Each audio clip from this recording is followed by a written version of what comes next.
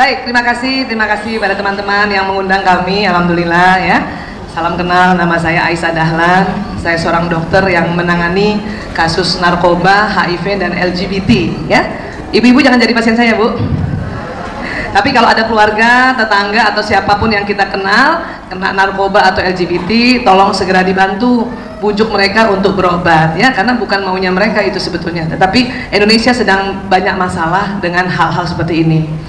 Maka agar anak-anak kita tidak menjadi korban, itulah makanya kita bersusah payah untuk belajar bagaimana jadi orang tua seperti saat ini ya. Ya, saya lahir di Jakarta 17 Desember tahun 1968. Anak kedua dari 5 bersaudara. Ayah saya namanya Bapak Dahlan Hussein dan ibu saya Hermina Ishak. Dari kecil saya di Jakarta sampai SMA di Jakarta. Dulu saya sekolah di Al-Azhar. Baru satu Al-Azhar. Embun pagi belum ada. Jadi nggak masuk sini ya. Ya. Kemudian saking niatnya jadi dokter, saya pilih Universitas Hasanuddin Makassar. Ya, karena waktu itu ada namanya jalur PMDK, jalur yang bisa masuk tanpa tes ya, alhamdulillah. Selesai di Unhas, saya lanjut di Fakultas Kedokteran Universitas Gadjah Mada Yogyakarta. Kemudian saya belajar narkotika di Kuala Lumpur dan juga sekarang saya mempelajari ya, menekuni bidang neuroscience dan ilmu clinical hypnotherapy, dan itu saya belajar di Surabaya ya. Ibu-ibu, teman-teman, mohon izin memperkenalkan suami, boleh ya? Ya, lewat foto aja ya.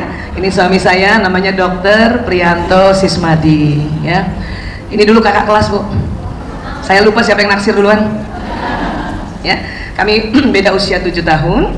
Kemudian kami di karunia putra putri. Saya mohon izin memperkenalkan. Yang pertama putra kami namanya Mas Lanang. Jadi bapaknya orang Jawa soalnya, jadi pakai nama Jawa. Ya, alhamdulillah Lanang sudah dokter. Yang kedua Mas Priyo, Priyo juga dokter. Yang ketiga Mas Kakung mahasiswa kedokteran saat ini. Yang keempat Mas Jaler kelas 11 SMA. Satu lagi ya. Nah, yang bungsu perempuan dikasih nama Dek Ragil SMP sekarang ya. Saya dulu pernah itu anak di TK, anak di SD dan anak di SMP. Makanya tadi saya tanya teman-teman, siapa tahu ada yang kayak gitu ya. Ada yang anak kelima juga kayak saya, Bu. Saya cari temen nih. Nggak ada ya? Empat, ada yang 4. Oh, alhamdulillah. Ih, cuma 1, Bu. Iya, oh, ada 1, 2, 3, 4. Mau tambah lagi, Bu, biar 5, Bu. 3, yang anandanya 3 orang. Oh, 3 banyak ya. 1, 2, 3, 4, 5. Ya, 3. 2. Ya, oh, 2 Ibu ya. 2. 1, baru 1. Ini 1 biasanya anak mahal ya, Bu. Kalau masih bisa melahirkan tambah lagi ya, Bu. Anak 1 sama 5 lebih stres 1. Betul, saya kasih tahu tuh. 1 nggak pulang ibu bingung. Kita anak 5, 1 nggak pulang masih ada 4. Ya. Jadi kalau bisa, saya tahu 1 anak mahal. Kalau masih bisa melahirkan, tambah lagi 1, minta sama Allah ya. Iya, baik. Seni menegur dan memuji anak. Ya, memang seni menegur dan memuji itu ternyata ada seninya. Ya, baik. Sekarang kita lihat dulu. Sebentar ya. Ya, sebetulnya perlukah menegur anak? Perlu nggak, Bu? Perlu. Jadi menegur perlu, memuji perlu. Hanya yang kita terus pelajari adalah caranya. Ya, caranya. Tentu sekarang teman-teman yang di depan saya pasti ya bukan kelahiran 60-an. Iya, siapa yang lahir tahun 60-an? Masih ada di sini? 1, 2. Cuman 2. Sama saya 3, Bu ya. Ya Allah, sudah langka kita, Bu. Yang lahir tahun 70-an ada? Oh, tapi juga sudah mulai sedikit ya. Ibu-ibu yang lahir tahun 1980 sampai 2000 yang hadir di sini angkat tangan. Oh, udah 70%. Ya. Jadi menurut ahli demografi, orang yang lahir tahun 80 sampai 2000 itu disebut generasi milenial angkatan pertama. Jadi 70% di tempat ini sudah generasi milenial. Tadi yang tahun 70-an itu belum milenial, Bu, baru pra milenial. Kita yang berempat ini, berempat bertiga. Coba yang 60-an mana tadi, Bu? 1, 2, bertiga. Nah, ini yang disebut generasi pasca kolonial ya. Ini namanya generasi X yang tahun 60-an nih. Ya Allah, sian ya. Dari zaman dulu tuh sebetulnya menegur anak itu perlu, tinggal cara belajarnya, cara menegurnya. Kita belajar cara menegur. Kalau kami generasi pasca kolonial, memang cara kolonial, Bu. Apa cara kolonial ciri khasnya? Hah? Ya ampun, pasti ada dipukul, ya. Tapi jadi juga kami. Tapi itu era itu. Sebagaimana teknologi era itu, zaman kami televisi, Bu, kalau rusak itu dipukul, pak. Nah, betul ya? Betul ya? Tuh. Coba tanya sama teman-teman ibu-ibu yang lahir tahun 60-an. Iya, jangankan televisi, komputer juga kalau dia goyang-goyang pukul, jadi dia. Itu tahun kalau kita lahir tahun 60-an, ya. Tahun 70-an mungkin sudah mulai ada transisi, ada dipukul juga, ada juga sudah mulai melakukan pola asuh yang meninggalkan pasca kolonial, ya. Tapi kalau sekarang kita pakai cara kolonial, habis nanti anak kita, Bu. Di luar sana banyak musuh. Apa musuhnya? Narkoba paling banyak. Saya sudah 22 tahun ngurus narkoba. Semuanya gara-gara, ya, salah satu faktornya adalah orang tuanya keras dan kasar, ya. Islam dari dulu mengajarkan cara-cara yang lembut. Oke, Islam dari dulu mengajarkan cara-cara yang baik. Ibu punten boleh maju dulu sayang, kasihan teman-teman yang baru hadir. Kadang kita menegur anak supaya apa? Disiplin. Cuman pertanyaannya, waktu kita menegur seorang anak tentang sebuah peraturan, sudahkah kita sebelumnya kasih tahu peraturan itu? Ya. Nak, buang sampah di sini ya, Nak, tempatnya sini ya, Nak. Kemudian dia buang tempat lain, nah itu boleh ditegur. Tapi kalau belum pernah kasih tahu, kemudian kita menegur, kita yang keliru itu, ya. Ada anak pulang jam 12 malam, ibunya marah-marah, padahal ibunya nggak pernah bilang, Nak, kalau pulang paling lambat jam 10 malam, ibunya nggak pernah bilang. Jadi anak bingung, ya. Pantang menegur anak kalau belum pernah kasih tahu peraturannya, ya. Dan memang karena anak kita berkembang, tentu peraturannya juga berkembang, ya. Maka ibu kalau bikin peraturan supaya nggak lupa, ibu tulis tuh di dalam agenda ibu tuh. Apa ya, sudah kasih tahu apa ya? Sudah kasih tahu, ya, buang sampah nggak ya? Sudah kasih tahu, ya, taruh handuk di tempatnya sudah kasih tahu belum ya? Ah gitu, ya. Nah, jadi sekali lagi, kalau kita mau memberikan disiplin, tentu harus kasih tahu peraturannya. Cuma kasih tahu peraturan itu ada beda-beda. Beda-bedanya apa? Anak laki dan anak perempuan berbeda. Siapa punya anak perempuan, Bu? Alhamdulillah banyak ya. Siapa punya anak laki-laki? Yang laki-laki saja. Berapa, Bu? Laki-lakinya, Bu? 2, alhamdulillah. Berapa, Bu? Ada 4 nggak sama kayak saya? Nah, paling stres berarti saya kan di ruangan ini. Makanya, ya, kalau punya anak laki dan anak perempuan itu memberitahu sesuatu harus berdasarkan kerja otaknya. Itulah makanya sekarang ada namanya istilah neuroparenting, pola pengasuhan berdasarkan kerja sistem otak dan sarafnya anak kita, ya. Insya Allah hujan berkah ya, insya Allah ya. Allah. Ada yang banjir nggak, Bu? Ada kena banjir nggak ya? Alhamdulillah ya. Kalau kena banjir juga nggak apa-apa, Bu, nggak cuma sendiri, Bu, ya, rame-rame kita ya. Baik, kembali. Kalau punya anak perempuan, nah ini bayang ya, perhatikan baik-baik. Mau umur berapapun dia, sampai umur berapapun, kalau anak perempuan sedang bicara atau ngobrol sama kita, sama ibunya atau sama orang tuanya, tolong lihat mukanya atau lihat wajahnya, ya. Pantang anak perempuan bicara, ibunya juga pegang gadget dan tidak lihat dia, itu dia akan marah sekali walaupun masih TK, ya. Kalau dia ngomong terus kita pegang gadget, terus kita nggak dengar, kita suruh ulang lagi, apa dia bilang? Udah lewat. Ya, karena anak kita sudah milenial yang angkatan kedua, angkatan ketiga, angkatan 4, atau sudah mungkin generasi Z, ya. Jadi kalau anak perempuan bicara, ini ingat baik-baik nih, apalagi nanti dia sudah mens, hati-hati, ya, harus lihat wajahnya. Walaupun ibu penting banget, ya, balas WA, ibu harus minta izin dulu. Sebentar ya, Nak, ibu minta 1 detik, ya. Kenapa, Bun? Ibu, Bunda balas WA ayahmu dulu 1 detik. Nah, baru simpan. Kenapa, Nak? Ngomong. Walaupun mungkin ibu nggak tahu dia ngomong apa, pokoknya lihat aja mukanya. Oh ya. Pas dia pergi, ibu bilang, apa dia ngomong ini? Ya, nah itu dia. Kenapa? Karena memang anak perempuan senang lihat wajah. Tapi kalau anak laki, Bu, anak laki nggak suka dilihat wajahnya. Anak laki lebih senang lihat benda. Ya, anak laki senang lihat benda, ya. Anak laki senang lihat benda bergerak, dan anak laki senang menggerakkan benda itu. Siapa yang anak lakinya masih TK gitu? Gerak-gerak terus dia? Oh, udah nggak usah marah kalau ada anak laki gerak. Ya Allah, laki banget. Karena memang otaknya laki-laki itu bergerak dan senang benda, ya. Jadi kalau bicara sama anak laki, nggak usah paksa dia lihat muka bunda. Lihat bunda. Itu sangat keliru itu. Saya juga dulu salah, teman-teman. Saya juga dulu salah ya, karena ilmu tentang ini baru masuk Indonesia 2006. Saya waktu punya anak sudah dokter, suami juga dokter, tapi kami belum belajar tentang itu, ya. Makanya kenapa harus ilmu tuh harus di up to date terus, ya. Jadi kasihan anak saya yang pertama, Lanang tuh. Saya kalau bilang sama Lanang, ibu mau bicara, terus dia gini, iya bu. Pas dia lihat saya lihat matanya, mata ketemu mata dia gini gayanya bu. Dulu saya belum tahu ilmu ini, saya marah kan. Yang sopan Lanang kalau bicara, lihat muka ibu nak, lihat muka ibu nak. Pas lihat muka saya jadi setengah jam cuma lihat ibu nak, setengah jam. Gak ada nasihatnya.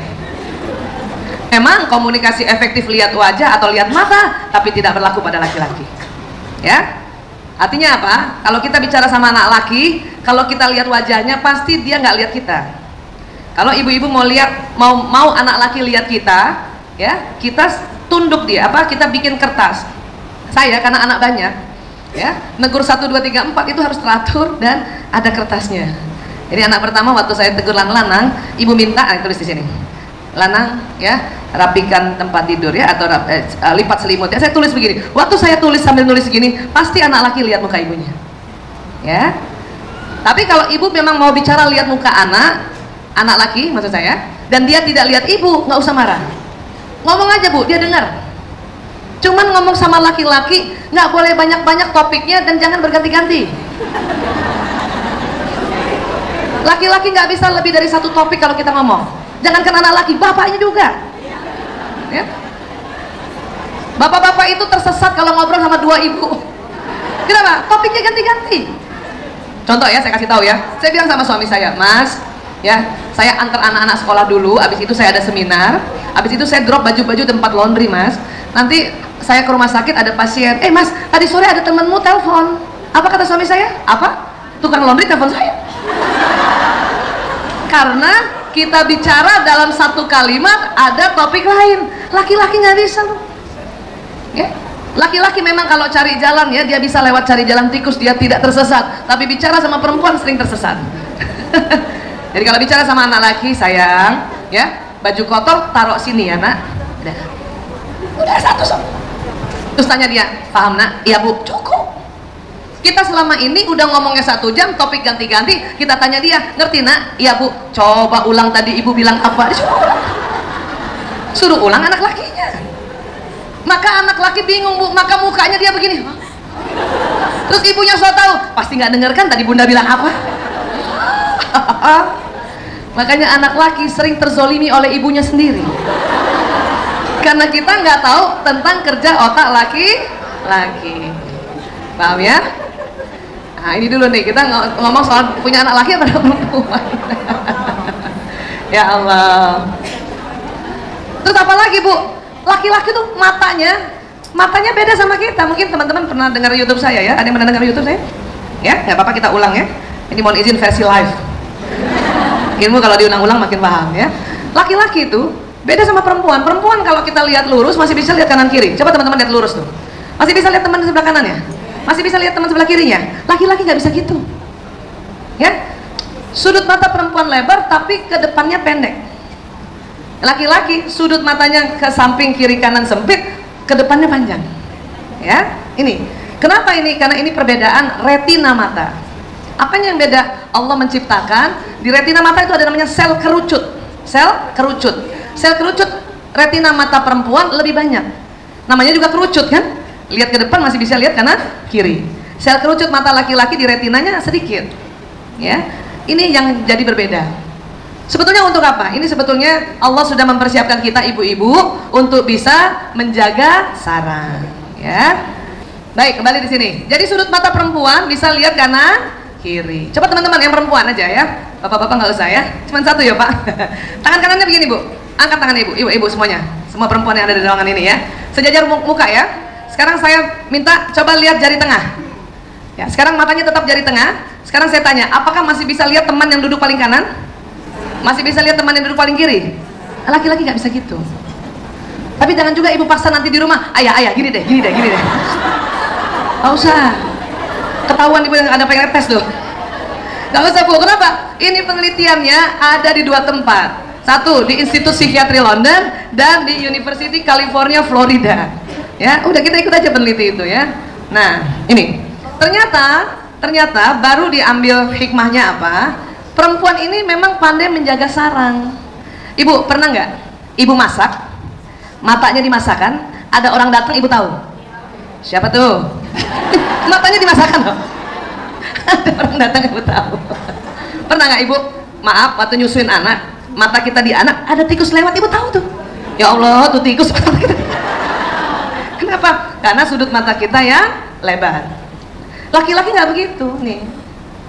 Laki-laki ini memang Allah ciptakan ya matanya untuk berburu di luar. Makanya disebut mata hunter, mata berburu.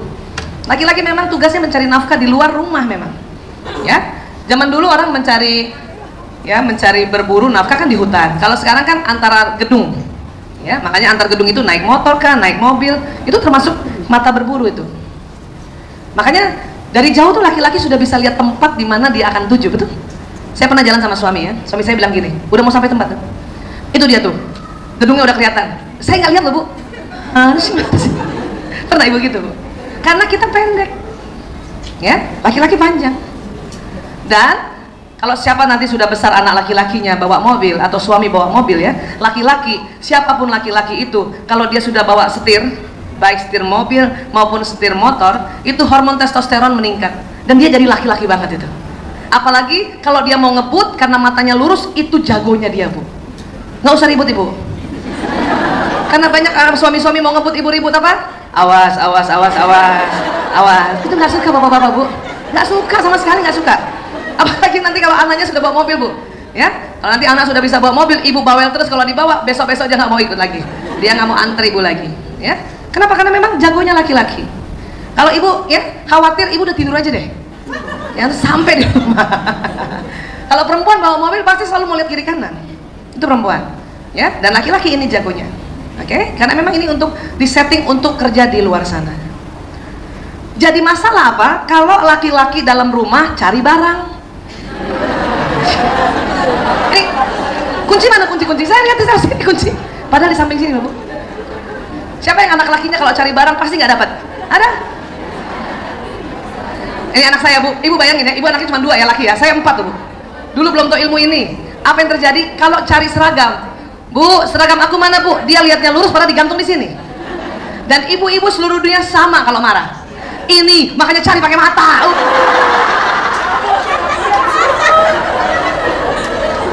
Bu, laki-laki kalau ibu bilang cari mata, dia cari pakai mata, dia tersinggung bu. Kenapa? Karena sesungguhnya sudah cari pakai mata, cuman dia lurus. Apalagi anak laki, pagi-pagi ibu marahin kayak gini, masuk sekolah pelajaran dari bapak ibu guru nggak masuk, ya. Jadi gimana dong Bu Aisyah? Dia cuma nyari-nyari pada di sampingnya, udah bantu aja. Kalau perlu nggak ngomong, ini loh sayang.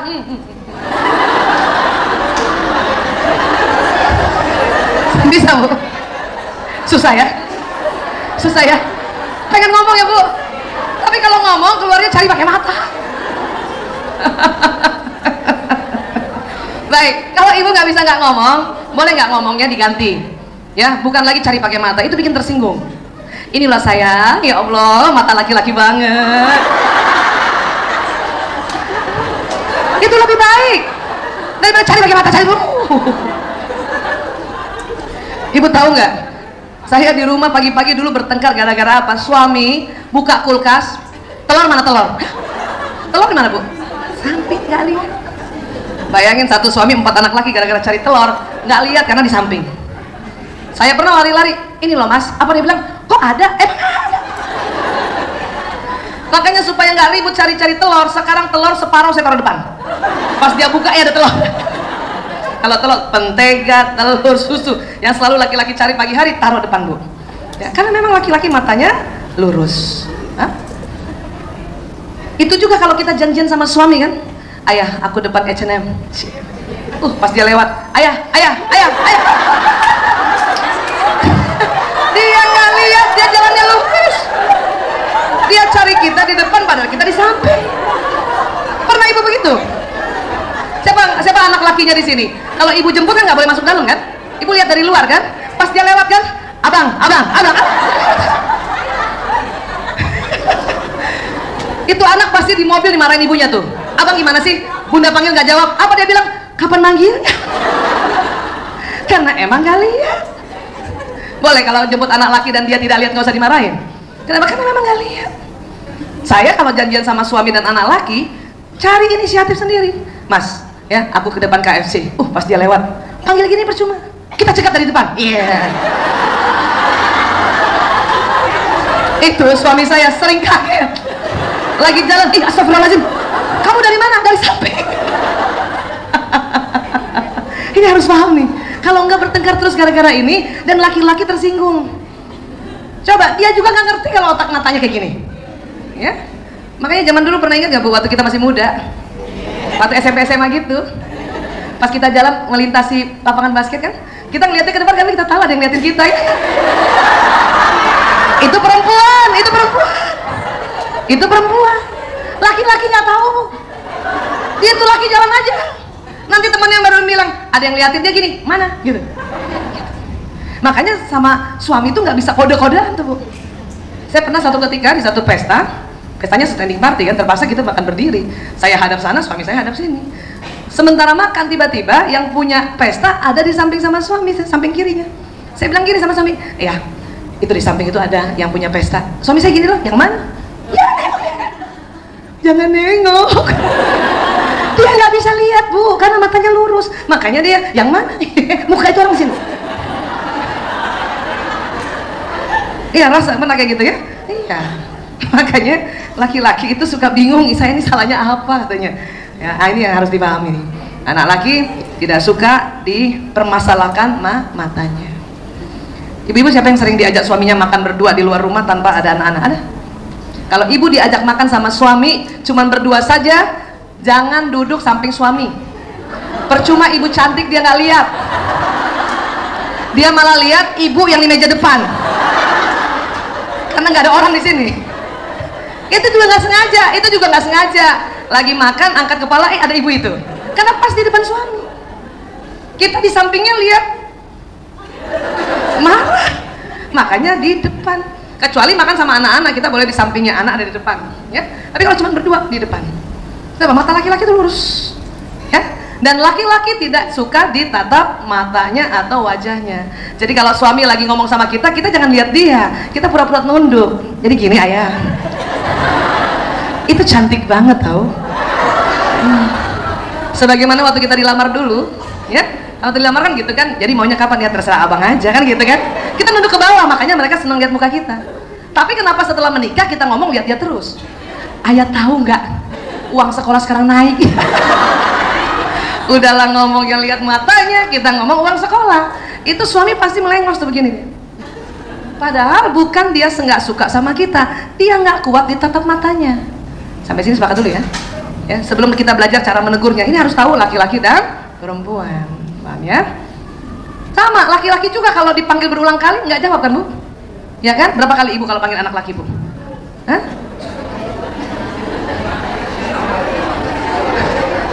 Ibu tahu nggak kenapa anak laki dipanggil nggak langsung jawab? Otaknya cepat konsentrasi Bu. Laki-laki tuh otak laki-laki cepat konsentrasi. Setelah 10 menit otak konsentrasi, pendengarannya menurun Bu. Kenapa? Karena otaknya nih, ini ada otak di belah ya Bu. Ini yang putih ini nih.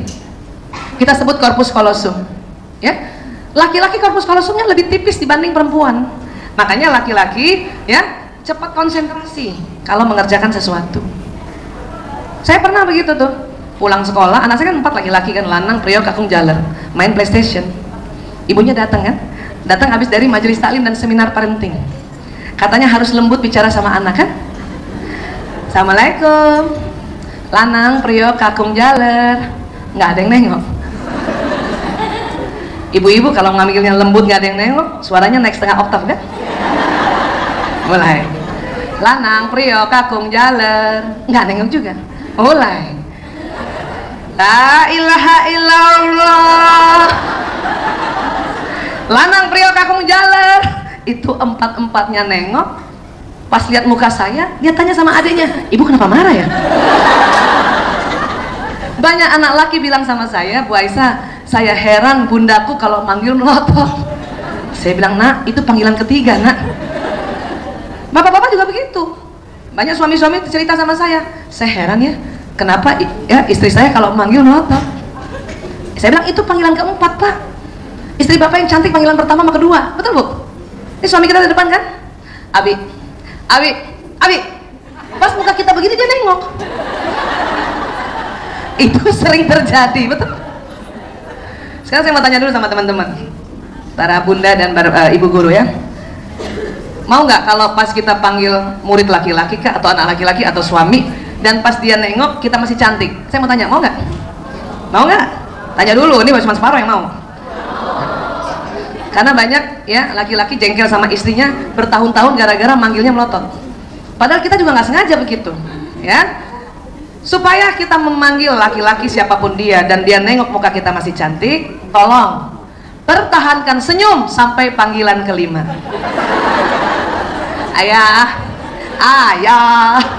halo, ayah. Laki-laki biasa menoleh panggilan ketiga atau keempat. Kalau kita pertahankan sampai kelima, insya Allah pas dia nengok kita masih cantik. Setuju? Atau kalau panggil laki-laki, please, lebih baik dicolek. Nah, colekan pertama aja karena dia konsentrasi, nggak rasa loh Bu. Sayang, lagi main. Sayang, gitu kan? Jadi pilih, panggil laki-laki dicolek atau pertahankan senyum sampai panggilan kelima. Paham ya Bu? Memang ada yang sudah dengar ya seminar ini, tapi saya mau kasih tahu ya, karena ilmu ini baru, maka harus diulang-ulang. Saya aja hampir sering nasehatin orang dengan cara ini seperti ini, itu aja lupa. Masih juga manggil suami dari jauh, mas, oh iya otaknya tipis, mas. Untung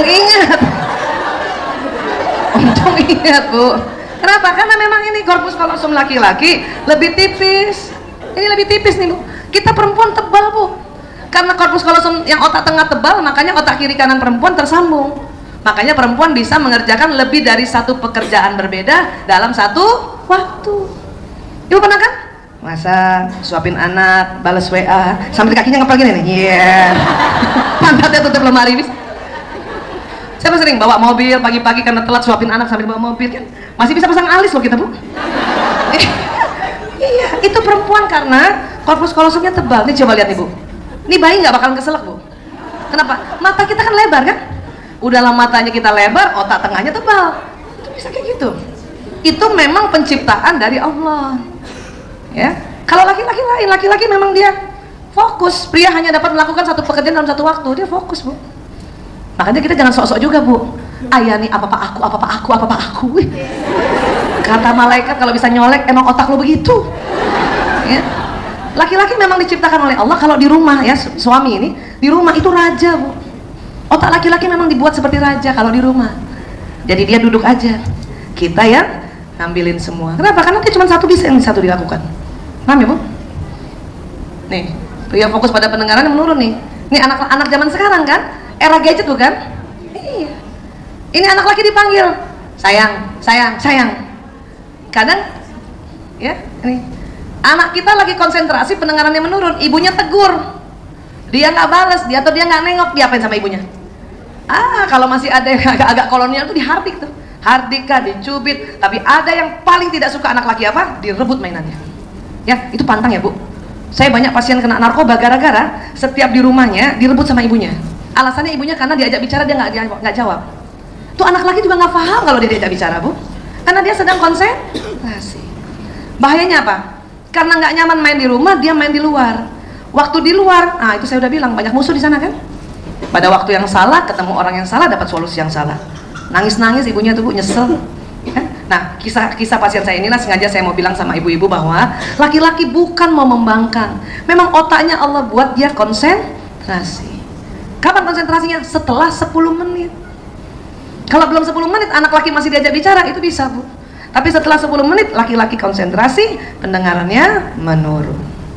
Makanya kalau ada yang curhat sama saya, Bu Aisyah, anak laki saya nggak konsentrasi, saya nggak percaya loh. Ya, nggak percaya. Kenapa? Yang bikin anak nggak konsentrasi, ibunya yang ngomong, Bu. Ya, coba minta sistem saraf, kita belajar sistem saraf. Dalam menegur dan memuji anak, ya, hati-hati menegurnya. Kenapa? Karena nih Ibu ya, ini otak manusia, untuk ke badan ada jalan sistem saraf. Sistem saraf ini Ibu kayak kabel telepon atau kabel listrik, ya.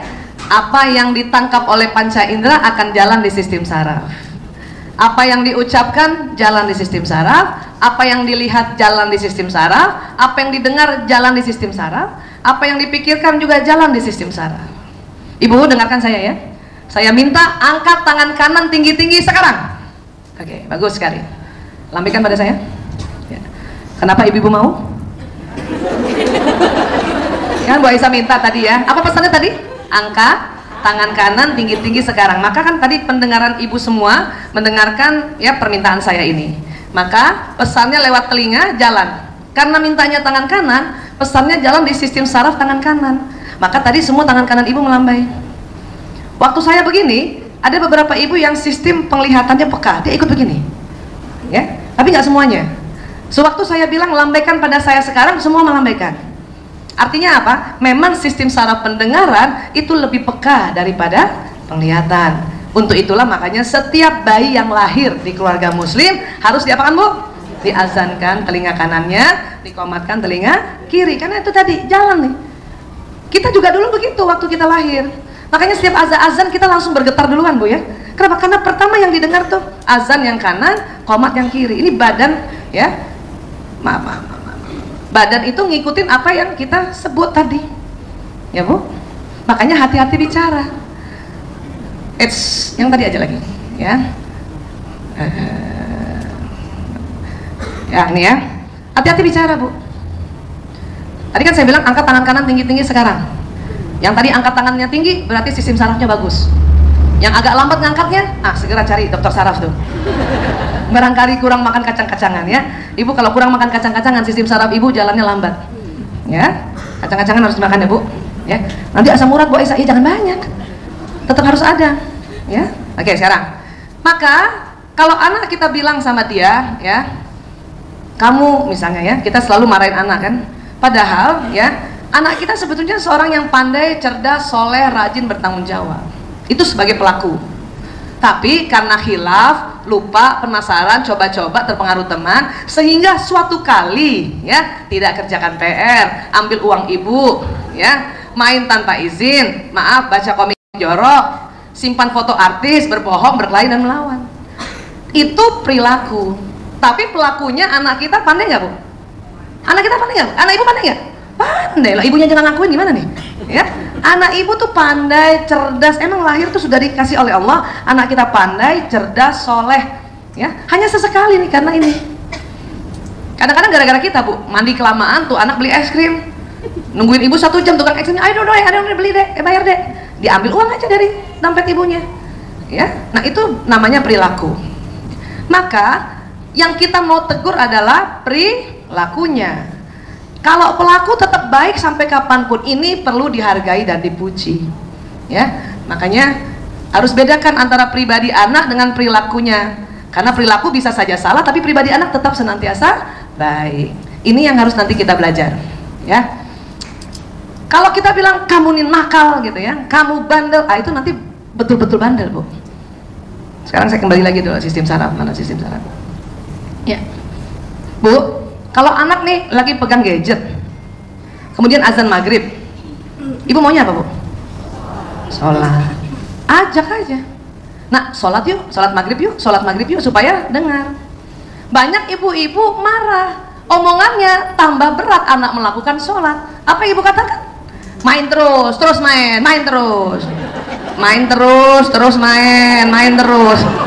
Maka ini anak melakukan seperti itu. Terus kita tambah-tambahin kan, kamu nih kalau disuruh sholat susah banget, kalau disuruh sholat susah banget. Apa yang terjadi? Kalau main aja lama banget. Kalau main aja lama banget.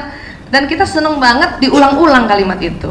Maka dia akan jalan berulang-ulang. Jadi kalau kita mau menegur anak, ya, setelah tahu bahwa ini anak saya laki kah atau perempuan, ya. Kalau dia perempuan, ya itu kita harus sadari dulu kapan dia ngobrol, harus lihat mukanya supaya kapan kita minta sesuatu sama dia, menasehati dia ikuti. Ya. Nah, kalau gitu gimana? Sebelum kita ngomong, kalau ibu ingin memberikan sesuatu, memberitahu sesuatu, ibu ngomong dulu, jadi saya maunya apa? Ini pegang gadget, sedang azan maghrib, saya maunya apa? Oh, sholat maghrib. Bilang aja, nak, sholat maghrib yuk, sholat maghrib yuk, sholat maghrib yuk. Ajak, Bu. Bu Aisyah, kalau sholat maghrib dulu yuk, nggak usah pakai dulu, Bu. Anak sekarang kalau dipakai bilang sholat maghrib dulu yuk, apa dia bilang? Dulu udah. Sering banget begitu. Makanya langsung aja, sholat maghrib yuk, sholat maghrib yuk, gitu. Ya. Bagus lagi waktu kita bilang lewat telinganya, mata ini anak lihat juga kita udah siap. Sudah siap, dia udah lihat, minimal kita udah berwudu. Dia harus lihat. Atau kalau anak laki dia sudah harus lihat juga, bapaknya sudah mau juga ke masjid. Supaya apa? Pesannya dua yang jalan. Satu dari telinga lewat sistem saraf ini, dan kemudian pesan berikutnya dari mata, kedua matanya, maka akan jalan di sistem saraf. Dua pesan yang jalan di sistem saraf mempercepat anak itu melakukan apa yang diminta. Makanya dalam mendidik harus melihat contoh. Yang cilaka, ibunya suruh sholat, pas lihat anaknya lihat, kita masih pegang gadget juga, Bu. Sholat woi, sholat woi. Pas dia lihat kita pegang gadget, maka pesan yang jalan di telinga itu akan hilang, bisa hilang oleh pesan yang jalan di mata. Walaupun mata tidak terlalu sensitif, tapi ada anak kan kita nggak tahu matanya sensitif apa enggak. Ibunya suruh sholat, udah jalan nih, sholat maghrib, sholat maghrib, sholat maghrib. Matanya lihat ibunya pegang gadget, pegang gadget. Maka berat sekali badan ini melakukan seperti itu. Sampai sini bisa sepakat ya, paham ya, Bu? Iya, ini sama. Kalau kita juga ngomong sama suami, ya kan suami juga punya sistem saraf. Sampaikan apa yang kita mau. Ingat, suami kita laki-laki, otaknya otak benda. Sekarang era gadget. Habis sholat subuh yang dipegang tuh gadgetnya, Bu. Kadang kita cemburu, pegang gadget terus, pegang gadget terus. Lah ibu maunya apa? Pengen juga aku dipeluk, ngomong, ayah peluk aku. Itu lebih jelas. Ayah peluk aku, peluk aku. Itu jauh lebih jelas. Ya, nggak keluar dari kamar, Bu, nggak apa-apa juga lah. Paham ya, Bu? Sampaikan apa yang kita mau. Ya. Ini kita harus belajar kembali tentang kerja saraf. Kita sering menyampaikan apa yang tidak kita mau. Kamu kalau kerjaan PR lama banget, kalau kerjaan PR aja lama banget. Ibu maunya apa anak-anak kerjaan PR? Dipercepat kan? Bilang dong, nak, kerjakan PR yang cepat ya, nak. Karena kita mau jalan-jalan, kerjakan PR yang cepat ya, nak. Kerjakan PR yang cepat, kerjakan PR yang cepat, kerjakan PR yang cepat. Gitu. Nah sekarang ibu, anak mandi di kamar mandi, ya. Ibu lihat udah 1 jam. Ibu ketok pintunya. Ibu bilang apa, Bu? Nah, bilang apa, Bu? Nah, cepetan, itu lebih benar, lebih benar. Nak, cepetan, nak, buruan. Banyak ibu suka ngomong apa yang kita tidak inginkan. Nah, jangan lama-lama ya. Kalimat jangannya juga jangan lama-lama, jangan lama-lama. Apa, Bu? Lama-lama. Makanya sebelum kita bicara apapun, tanya sama diri. Jadi, saya maunya apa? Sampai sini boleh ya, Bu? Nah, ini sistem saraf enak sekali. Dan ingat, setelah kita sampaikan lewat telinga, matanya harus lihat kita juga. Paham ya? Apalagi sama suami, Bu. Ya. Ingat ya, Bu, ada penelitian 2010. Suami ternyata senang sekali kalau lagi ngobrol berdua istrinya atau telepon istrinya itu suaranya manja-manja dan agak naik sedikit. Itu saya baru tahu 2010. Saya terlambat karena saya nikah 92. Saya 92 sampai 2010 ternyata salah, Bu. Kenapa salahnya? Setiap suami telepon, saya bicaranya terlalu mandiri. Assalamualaikum. Laki-laki, suami kalau bilang sama istrinya suaranya rendah, itu menggoda sebetulnya. Assalamualaikum. Saya jawabnya juga, waalaikumsalam. Ternyata suami kalau mendengar suara istri waktu ditelepon suaranya terlalu rendah atau terlalu mandiri, dianggap orang lain. Tapi penelitian itu kan baru 2010, baru masuk Indonesia. Ya. Makanya pas 2010 saya berubah. Assalamualaikum. Waalaikumsalam. Nah, gitu. Betul. Dulu ya, dulu ya. Suami gini nih, dulu nih, Bu nih, dengerin nih, diajarin nih. Dulu. Kamu di mana? Dulu. Kamu di mana? Aku di kantor. Ayah di mana? Dulu gitu. Suka dimandirin suaranya, padahal buat laki-laki yang jadi suami itu dianggap orang lain. 2010 beda. Kamu di mana? Aku di kantor. Ayah di mana? Anda. Siapa yang kalau ditelepon suami sudah bisa manja-manja kayak gitu? Teruskan itu, lanjutkan. Yang belum bisa belajar. Jangan terlambat kayak saya terlalu terlambat 92, guys. Ya.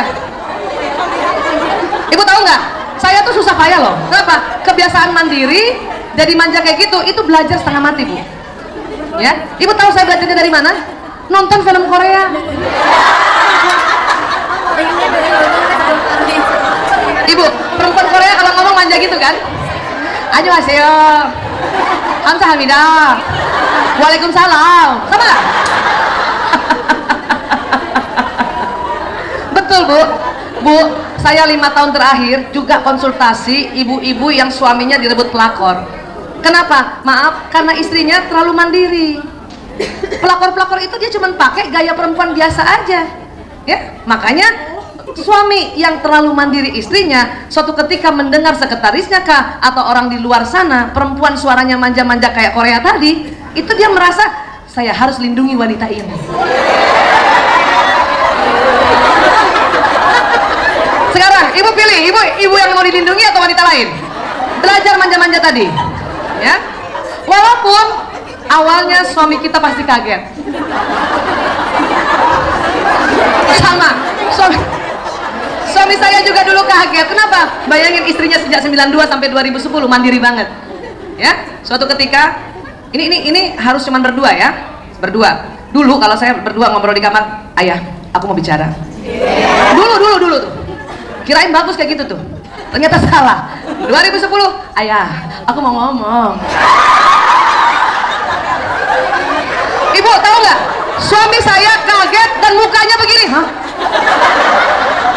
Tetapi lama-lama dia seneng, ya. Dan ingat, ini kalau hanya berdua. Jangan depan cucu, ayah. Depan mitra kerjanya kita ngomong kayak gitu, nggak usah, ya. Itu perempuan banget, Bu. Hanya kalau kita bekerja, misalnya bekerja di kantor kah, jadi apapun, kalau bos kita atau mitra kerja laki-laki kita itu, atau bos pimpinan kita laki-laki nggak suka mitra kerja perempuannya suaranya manja kayak gitu, nggak suka, dianggap tidak intelek. Dia lebih senang suara yang mandiri. Ya Pak, baik Pak, terima kasih Pak, rapat saya sudah siapkan Pak. Itu dianggap intelek. Sebetulnya pimpinan laki-laki nggak suka mitra kerjanya ngomongnya, Bapak, rapat udah siap. Dia nggak suka, apalagi istri bos kalau dengar, tambah nggak suka itu. Karena itu haknya istri, ya. Jadi kita kalau kerja di kantor, please harus yang di bawah, ya. Karena itu hak istri, itu yang ngomong, memang gitu, ya. Paham sampai sini ya? Dan menurut penelitian, suami senang kalau istrinya minta uang, Bu. Mau direkam? Penelitian tahun 2010 di University California, Florida, otak laki-laki yang menjadi suami senang kalau istrinya minta uang. Siapa yang sudah selalu minta uang sama suami? Lanjutkan. Ya. Yang belum, karena bekerja, please latihan. Saya juga dulu salah, karena saya pikir kalau saya pakai uang sendiri kan nggak ganggu suami kan, artinya bantuin dia kan. Ternyata itu salah. Makanya pernah sebelum 2010 suami saya bilang sama temennya apa, duit gua mah nggak kepake, bini gua duitnya banyak. Dulu saya dengar merasa, kenapa sih dia gitu, malah marah saya. 2010 baru saya tahu bahwa laki-laki memang otaknya Allah kasih senang memberi nafkah. Makanya 2010 minta uang, Bu. Walaupun ya Allah telat banget ya, 92 sampai 2010, tapi dengan cara yang manja-manja tadi. Akhirnya saya juga nggak setiap hari minta uang, karena dia tahu juga saya punya uang. Jadi kalau mau keluar kota minta uang, ya. Nah, kayak kemarin saya mau ke Ternate, saya baru pulang dari Ternate tadi malam, ya. Waktu Jumat gitu tuh, Kamis malam, ayah, aku mau ke Ternate minta uang. Ngomongnya harus gitu. Dan ingat Bu, walaupun suami kita suka, tetap respon mukanya rata.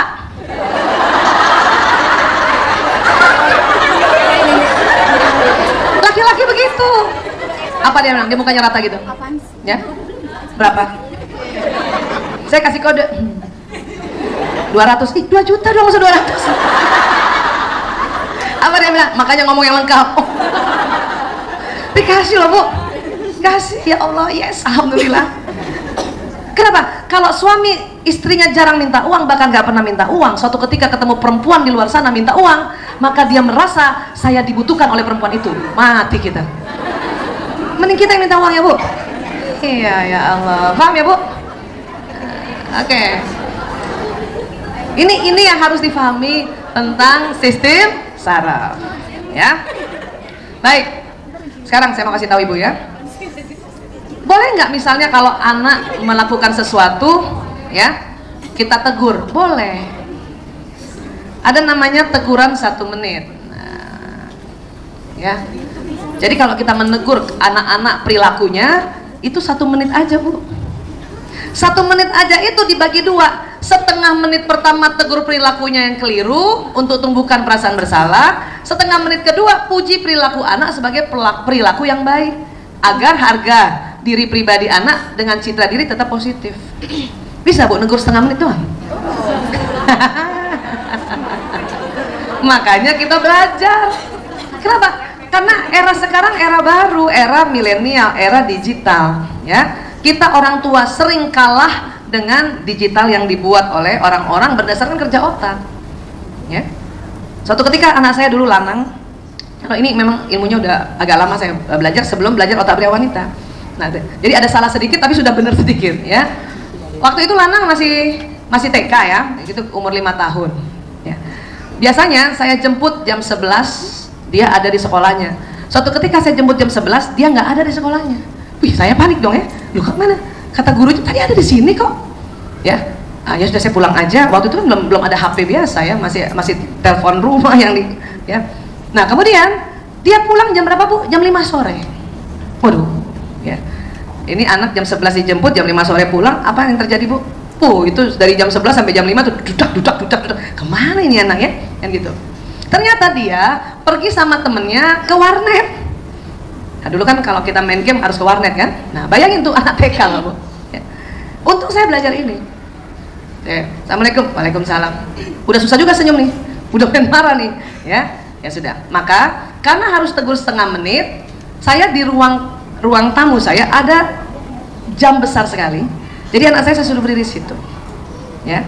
Setengah menit pertama saya tegur Lanang perilakunya. Lanang. Ya, dan sampaikan pesan saya karena dari jam 11 sampai jam 5 saya kan takut ya. Lanang, ya, ibu takut kamu tadi ibu jemput nggak ada, kan gitu ya. Atau boleh juga ibu marah kenapa kamu pulang jam 5 sore. Ya, jadi yang disampaikan apa? Pesan saya. Ibu marah, ibu takut, ibu khawatir, ya, itu namanya pesan saya. Banyak sering kita apa yang kita bilang, kamu selalu bikin ibu marah. Ya, ada kata selalu lagi, berarti itu anak dari lahir dong Bu, bikin ibu marah. Kamu bikin ibu kesal. Nah, kamu bikin ibu kesal itu mereka tersinggung, ya. Yang marah siapa? Kita. Yang takut siapa? Kita. Tuh anak nggak takut orang lagi di warnet. Makanya Lanang, ibu takut kamu pulangnya terlalu sore. Oke? Nah, setengah menit ini biar dia tahu bahwa oh ibu saya takut. Kenapa? Karena saya pulang terlalu sore dan tidak bilang sama dia. Jadi kita harus bilang, kamu nggak bilang sama ibu takut. Nah, itu dia harus tahu itu. Setengah menit berikutnya harus dipuji perilakunya Bu. Ini susah loh. Habis marah suruh puji perilaku. Maka pakai istighfar. Astagfirullahaladzim. Kombinasikan dengan tarik nafas. Astagfirullahaladzim ya Allah. Kan dia mumpung dia nggak lihat karena dia tunduk kan. Setengah menitnya harus kita bilang, sebab Lanang selama ini kalau ibu jemput, Lanang ada di sekolah, ya. Atau kalau Lanang pergi, Lanang telepon ibu. Berarti setengah menit aja sudah. Ya. Setelah itu apa? Kita harus kasih kesempatan dia untuk menjelaskan. Ibu, tadi aku minta tolong temannya ibu aku telepon ibu, tapi ibu nggak angkat. Nah, berarti saya juga ada kesalahan di situ. Oke? Nah, apa yang terjadi? Karena perilaku ditegur setengah menit, ini justru masuk di memorinya bahwa oh saya kalau seperti ini bahaya. Oke? Tapi kalau kita terus-terusan bilang kamu selalu terlambat, kamu selalu terlambat, ingat sistem saraf tadi? Apa yang terjadi? Maka dia akan selalu terlambat. Oke? Setengah menit memang kita harus pakai untuk dia tahu yang mana sih yang keliru. Ya. Dulu kalau saya nggak pakai ini, itu nggak bisa setengah menit Bu, merepet Bu. Kamu dari mana Lanang? Selalu terlambat. Kalau terlambat ibu bikin sesal. Kamu nih kayak bapak kamu aja nih, selalu juga terlambat. Dasar orang Jogja selalu juga terlambat. Ini nggak setengah menit itu Bu. Ya. Apa yang terjadi? Anak saya kalau ditegur terlambat dia terima. Tapi kalau bapaknya orang Jogja, itu salah ibu katanya. Karena kita selalu setengah menit itu, kalau kita tidak batasi kita akan merepet. Nah ini anak bingung. Saya salahnya apa? Yang telat itu atau karena bapak saya orang Jogja? Dan ingat anak laki-laki nggak boleh lebih dari satu topik dibicarakan sama dia. Ingat tadi ilmu kita? Anak laki tuh. Anak perempuan bisa juga pakai ini? Ya bisa juga. Setengah menit tegur perilakunya. Ya, ini betul-betul harus dipelajari. Kenapa? Mau nggak mau karena anak kita sudah masuk era digital atau era milenial. Saya dulu sama orang tua saya nggak dapet beginian ya Bu ya, yang lahir tahun 60-an Bu. Boro-boro di setengah menit, ya Allah, udah seharian dimarahin, pakai kayu dipukul. Tapi sekali lagi, zaman itu pola asuh kayak gitu, lumayan Bu, masih jadi juga saya dokter, ya kan? Yang seperti saya bilang tadi kan, TV zaman itu, Tuti Aditama gerak-gerak ya, saya pukul belakang, pak, betul ya? Nah, itu zaman itu. Sekarang mana ada TV boleh dipukul Bu? Nggak bisa. Mana ada komputer kita pukul baru dia jadi? Nggak bisa. Itu teknologinya, apalagi ya manusianya.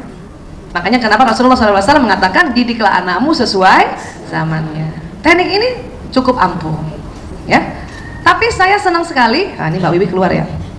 Pakai teknik yang dipakai ayat, ya, surat Ali Imran ayat 159. Ini yang Islam ajarkan. Kalau tadi ya para pedagogi yang mengajarkan, ya, para psikolog yang mengajarkan, dan kita bisa kombinasikan. Kenapa? Al-Quran nggak pernah kalah dengan zaman. Apa yang Allah ajarkan sama kita? Bismillahirrahmanirrahim. Maka karena rahmat dari Allah, engkau bersikap lembut terhadap mereka. Jadi disuruh apa Bu? Lembut. Sekiranya engkau berlaku keras dan berhati kasar, tentulah mereka menjauhkan dari sekitarmu. Bu, ya, saya 22 tahun ngurus narkoba dan 4 tahun ngurus LGBT. Saya lihat betul apa yang terjadi apabila kita keras dan hati kasar. Anak menjauh dari kita dan menjauh dari rumah. Celakanya di luar sana dia kena hal-hal yang berbahaya. Ya, ternyata Allah sudah bilang. Ya, seperti itu. Jadi kita harus lemah lembut, ya. Bu Aisyah, saya udah ngomong lembut, tuh anak masih songong. Ya kan? Allah apa bilang? Maka maafkanlah mereka dan mohonkan ampun bagi mereka. Tuh Bu, ya, anak kita nih Bu, kita udah ngomong lembut, dia masih nangis ya, kita harus bilang apa? Ya Allah, saya maafkan anakku ini ya Allah. Dan harus sebut namanya Bu, ya, apalagi yang anaknya banyak kan, anak banyak kan. Ya Allah, saya maafkan anakku Fulan bin Fulan ini ya Allah, dia guling-gulingkan di mall ya Allah. Dan langkah berikutnya apa? Allah minta mohonkan ampun bagi mereka. Ya Allah, ampuni dia ya Allah. Ya. Jadi kita disuruh itu dulu. Baru Allah minta apa? Dan bermusyawarahlah dengan mereka dalam sesuatu urusan. Baru tanya tuh anak. Itu termasuk musyawarah. Kalau kita tidak mengikuti perintah Allah untuk 3 langkah ini, ya, lemah lembut, kemudian maafkan dan mohonkan ampun, dan kita langsung musyawarah, akhirnya bertengkar. Betul Bu? Siapa yang punya anak di bawah masih TK? Di bawah 5 tahun ada? Sering nggak diajak ke suatu tempat atau ke mall, dia minta es krim, kita nggak kasih, dia guling-gulingan Bu. Kalau kita langsung musyawarah, tanya sama dia, maka kita pun tensi lagi tinggi. Apa kita bilang? Kenapa? Serem banget. Kita tuh udah malu kan Bu. Kenapa? Pengunjung mall kalau lihat anak-anak gulingan, itu lucu tuh. Dia lihat anaknya, langsung cari ibunya mana. Itu otomatis loh Bu. Makanya kita langsung gerah banget kan. Dikasih lagi. Jadi kalau gitu apa? Pakai Ali Imran 159. Ya. Minta lemah lembut dulu. Memang Bu, ibu nih, orang tua sama anak kandung, ya, itu maunya cepet, tau nggak Bu? Tapi sama anak orang lain kita masih bisa lebih lembut, betul Bu? Makanya dalam pendidikan kita nggak bisa didik anak seterusnya seharian sama kita. Makanya kita titip ibu guru, ya, bapak ibu guru kan orang lain bukan? Nah, anak bapak ibu guru juga dititip sama orang lain, nggak mungkin dia juga lakukan, ya Bu. Makanya kalau ibu bisa lembut sama anak, itu berarti rahmat Allah yang turun. Artinya apa? Kita emang minta lembut tuh harus diminta. Dan itu anak kuling-kulingan, ibu mundur dulu sedikit. Astagfirullahaladzim, astagfirullahaladzim ya Allah, astagfirullahaladzim ya Allah. Ya Allah, minta lembut ya Allah, minta lembut ya Allah. Harus minta memang, ya. Setelah minta lembut apa? Ya Allah, saya maafkan dia ya Allah. Anakku fulan bin fulan itu ya Allah, saya maafkan. Harus ngomong Bu, saya maafkan dia ya Allah. Baru langkah ketiga, mohonkan ampun ya Allah, mohon ampun buat dia ya Allah. Oh, tuh lihat tuh orang pengunjung udah ngeliat semua ya Allah. Sudah 3 langkah itu baru ibu ajak musyawarah. Dan lihat ya, Rasulullah kalau bicara sama anak kecil, dia nggak begini, dia sejajarkan gitu. Kita juga gitu sama anak Bu. Kan waktu kita mundur pakai 3 langkah kan dia udah lumayan, nangisnya udah lumayan kan. Dan ingat Bu, anak kalau habis nangis besar nggak bisa langsung diam, pasti ada intervalnya.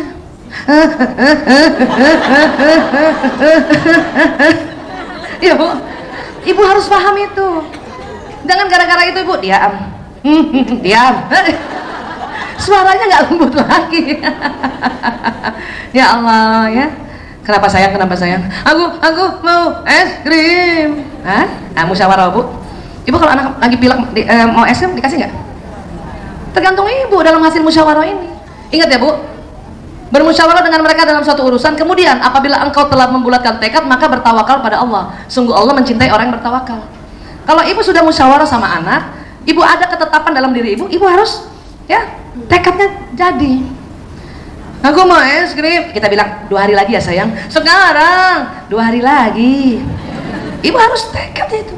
Banyak ibu-ibu 2 hari lagi ya sayang. Sekarang. Ya oke sekarang. Nah, itu anak akan menangkap ibunya bisa dimanipulasi. Ya, 2 hari lagi. Sekarang 2 hari lagi. Sekarang 2 hari. Tapi kita tetap lembut. Ini latihannya loh. Tapi Bu, karena kita sudah minta rahmat Allah ya, minta lembut, Allah yang turun kasih ke kita, kasih sayang kita itu. Oke? Setelah itu kalau ibu memang mau 2 hari lagi, ibu alihkan perhatiannya. Ayo kita pergi makan aja Yuna yuk. Nasi goreng enak banget loh. Tapi ingat, setelah 2 hari, walaupun dia pilek dan dia masih minta lagi, kasih nggak Bu? Kasih. Karena ibu sudah janji. Yang bikin sakit tuh bukan es krimnya Bu, kita yang ngomong. Entah sakit, entah sakit, entah sakit. Ibu ingat kan, sistem saraf membawa pesan yang didengar. Entah sakit ya. Es krim tuh nggak pernah bikin sakit Bu. Ya, yang bikin suka luka di leher itu justru yang bunga esnya. Jadi kalau ibu belikan es krim, ya bersihin dulu bunga esnya. Dan sampaikan kata yang baik-baik. Ini es krimnya nak, insya Allah kamu bahagia sehingga kamu sehat. Nah gitu. Kadang kita udah ngasih masih mencela. Sakit ya, sakit, nah, sakit.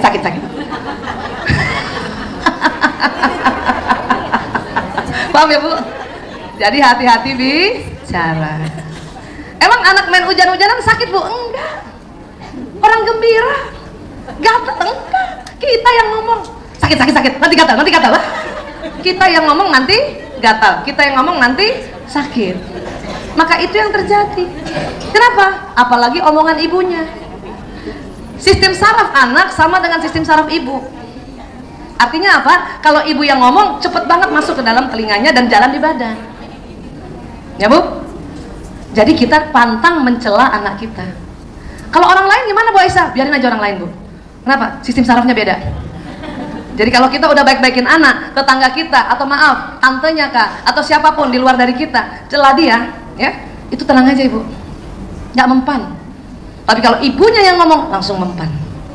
Ya. Emang sistem saraf itu ya persis banget anak dengan ibunya.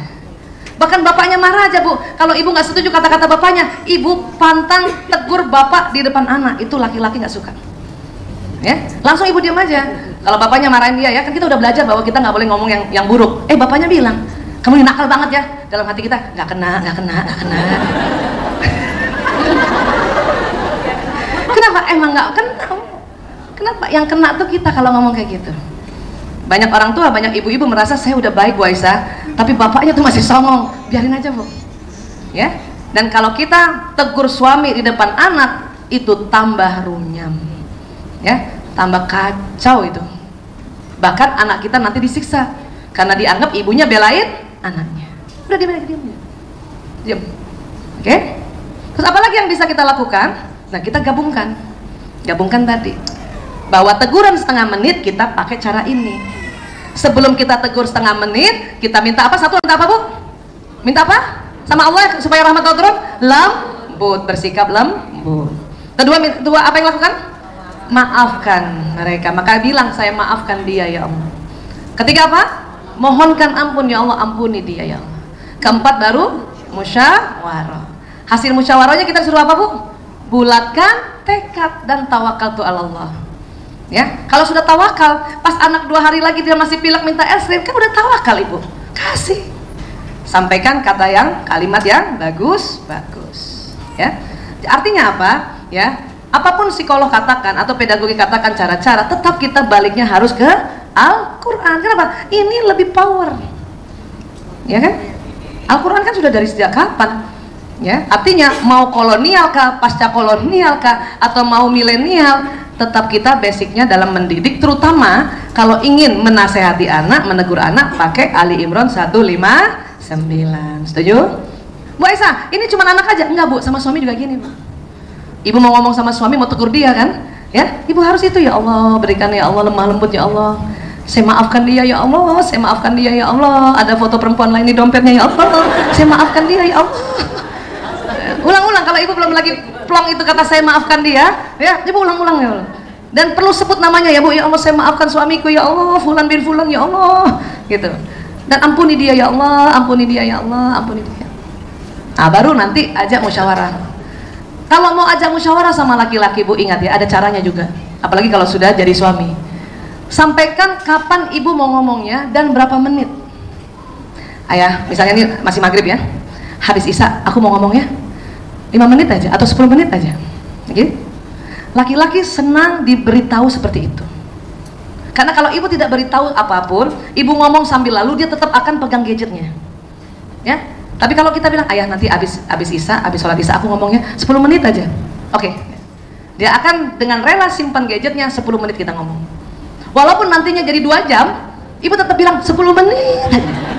Ibu jangan sampaikan dalam bentuk jam. Ayah, nanti aku mau ngomong 2 jam. Oh, nggak jadi. Jadi sampaikan dalam bentuk menit. Setelah itu jadinya jam, itu di luar kendali kita. Oke? Iya, baru kita ngomong, ya. Ayah maaf, aku tadi menemukan foto aneh. Di mana? Paham ya, Bu? Bu, bersyukur laki-laki matanya lurus dan pendengarannya menurun, Bu. 5 tahun perselingkuhan yang saya dapati itu, ya, itu karena, maaf ya, suaminya asik chatting sama perempuan lain, karena matanya lurus, dia nggak denger dan dia nggak lihat istrinya di samping. Dan ibu-ibu tuh selalu begitu. Karena nggak kebaca di foto, baru di zoom dulu, baru dilihat. Untung juga laki-laki begitu, Bu. Maka terbongkar perselingkuhan gara-gara, ya, karena laki-laki kan kalau udah lama matanya lurus nggak lihat, kalau sudah konsentrasi pendengarannya menurun, bukan? Istrinya di samping dia nggak lihat. Alhamdulillah, itu syukur banget loh, Bu. Ya, terbongkarnya gara-gara gitu. Kalaupun terbongkar, itu memang harus segera dibawa musyawarah. Tetap pakai Ali Imran 159. Dalam musyawarah ibu juga harus bulatkan tekad. Ibu mau apa sebetulnya? Mau kembalikan suami, ibu harus bulat tekadnya. Bu Aisyah, saya nggak tahan, Bu Aisyah. Sudah berkali-kali gitu. Ibu maunya apa dong? Habis itu kalau ibu ambil bulatkan tekad, tawakal tu Allah. Apapun keputusan selalu ada konsekuensi. Ya, hal ini masalah perselingkuhan ya. Oke? Pegang ini ya, Bu. Ya. Bu Aisyah, terus gimana ya Bu Aisyah? Saya kan gimana, susah banget deh mau ngomong sama suami. Pasti dia marah. Iya, Bu. Laki-laki, Bu, otak tengahnya memang tipis, tapi ada yang namanya otak di sini nih, namanya hipotalamus. Ya, pegang dulu, Bu, sini, Bu. Ke dalam ke sana, nanti saya kasih lihat gambarnya ya. Dia segitiga ke dalam, ada namanya hipotalamus. Ya. Rupanya hipotalamus laki-laki 2,5 kali lebih lebar dari perempuan. Ya. Apa fungsi hipotalamus? 1, menjaga keamanan. Berarti lebih hebat siapa, Bu, jaga keamanannya? Ini hipotalamus nih. Ini pasti di jidat kita yang sini nih. Laki-laki 2,5 kali lebih lebar dari perempuan. Ini punya laki-laki. Berarti perempuan ini sekitar setengahnya ini. Ya. Jadi laki-laki lebih jago jaga keamanan dibanding perempuan. Ibu, siapa punya anak laki-laki? Mati kecil? Walaupun dia senang main, kalau ibu sakit, dia yang jagain ibu. Betul? Anak saya tuh, Bu, saya pernah waktu dia masih kecil, saya pernah masuk rumah sakit. Itu 4-4-nya jaga di pintu loh, Bu. Walaupun nggak disuruh. Dan ingat dulu mainnya Game Watch, masih dalam Game Watch itu. Kalau ada yang datang, apa dia tanya? Dia datang mau besuk, mau apa? Ibu, aku sakit, mau apa? Itu anak laki-laki. Walaupun dia masih kecil, otak bertanggung jawab. Maka ibu nggak boleh pertanyakan tanggung jawabnya laki-laki. Ya, banyak ibu-ibu marahin anak laki-lakinya, kamu nih nggak tanggung jawab. Padahal otak dia adalah otak tanggung jawab. Ya, kamu nih anak laki nggak bertanggung jawab, mau jadi apa kamu? Dia tambah bingung, ibunya juga bingung. Jadi apa? Anak laki itu diciptakan oleh Allah, hipotalamusnya lebar, dia punya tanggung jawab. Yang bikin luntur tanggung jawabnya ibunya, ngomongnya ibunya.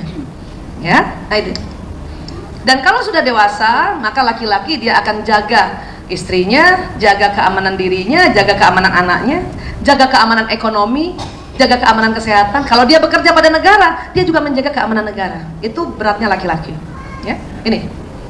Makanya Bu, sering kita kalau jalan sama suami naik mobil, lagi asik-asik bawa suami naik mobil, terus ada yang nyalip, marah nggak suami Ibu? Semua laki-laki pasti marah. Kenapa? Karena kita sedang menjaga keamanan istri dan anak yang di mobil. Tiba-tiba ojek lewat, hampir tabrakan, marah pasti. Serajin-rajinnya suami itu ikut talim, pasti marah. Dan lebih marah lagi kalau istrinya belain orang lain. Sering kita begitu kan? Ini maaf ya bawa mobil tiba-tiba ya kurang ajar orang itu. Kita bilang apa? Sabar mas, mungkin dia nggak lihat. Itu suami lebih marah. Dan percuma juga ibu belain orang lain, dia nggak dengar. Kita rubah strategi Bu, belain suami. Kurang ajar orang itu, benar mas, kurang ajar orang itu.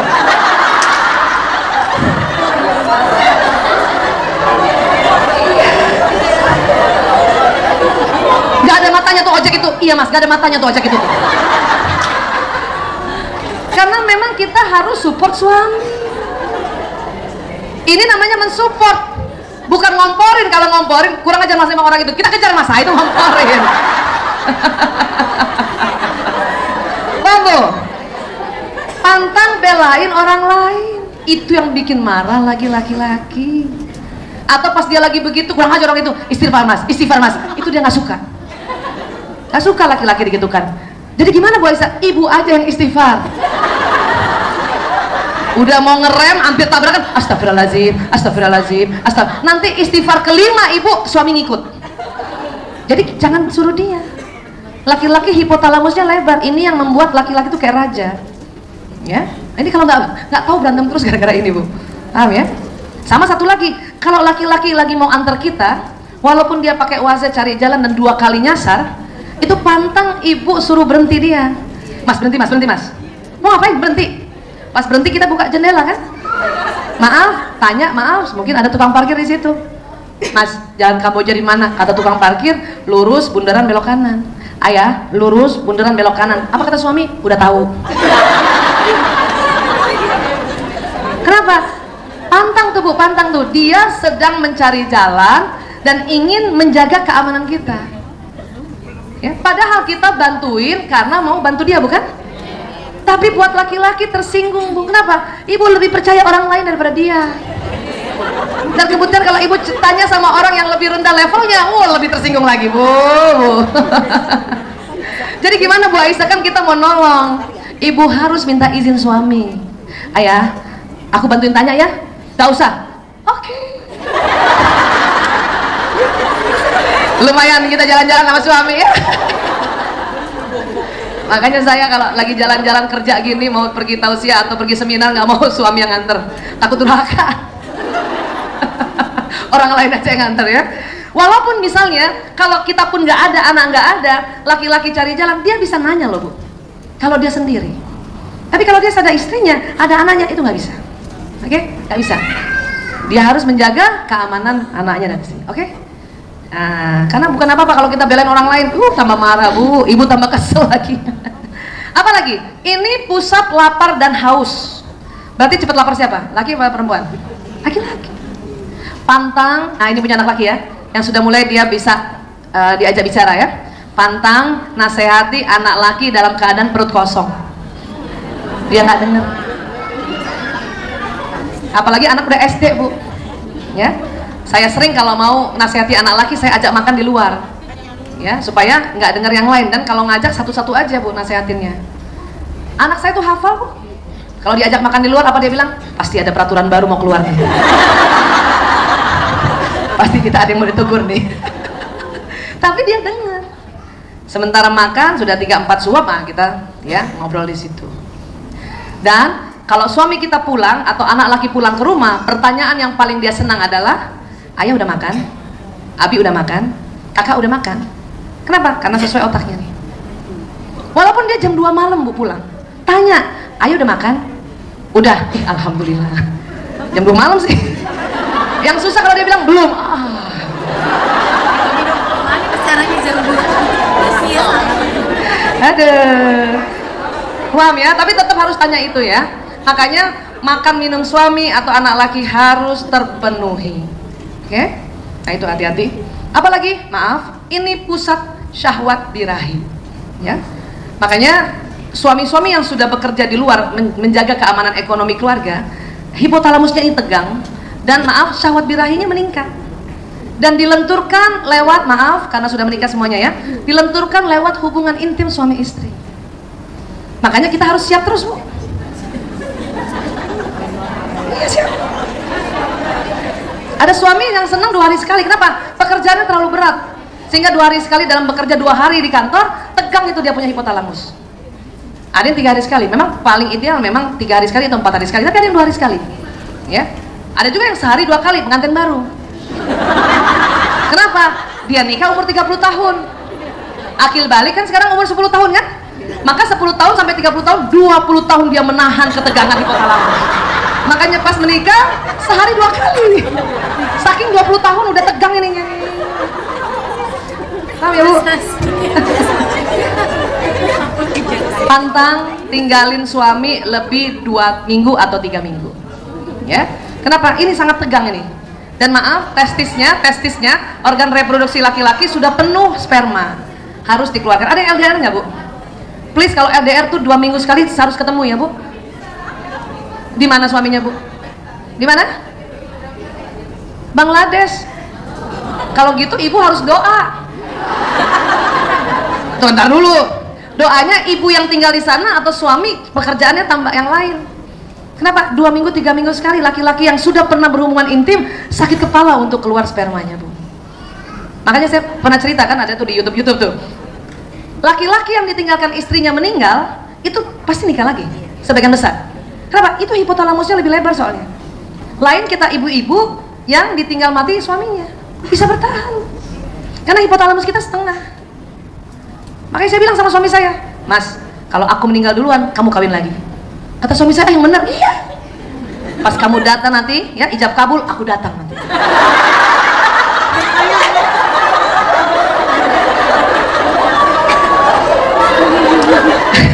Ibu, pernah kita baca kitab Alam Arwah nggak? Kalau kita meninggal, yang masuk di tanah tuh badan kasar kita, Bu. Ya, ruh kita, arwah kita nggak mati. Bahkan sering malam Jumat itu dapat izin dari Allah untuk lihat rumah. Apa susahnya nanti kalau suami saya menikah, saya bilang sama Allah, ya Allah, bolehkah aku datang? Insya Allah dia datang. Suami saya tanya, mau ngapain? Aku mau tahu siapa gantiin gue. Terus nanti kamu duduk di mana? Di sampingmu. Ibu, perempuan itu emang kepo, Bu. Udah mati aja kepo. Mau tahu siapa pengganti. Terus saya bilang, nanti pada saat kamu malam pengantin, aku berdiri di pintu kamar.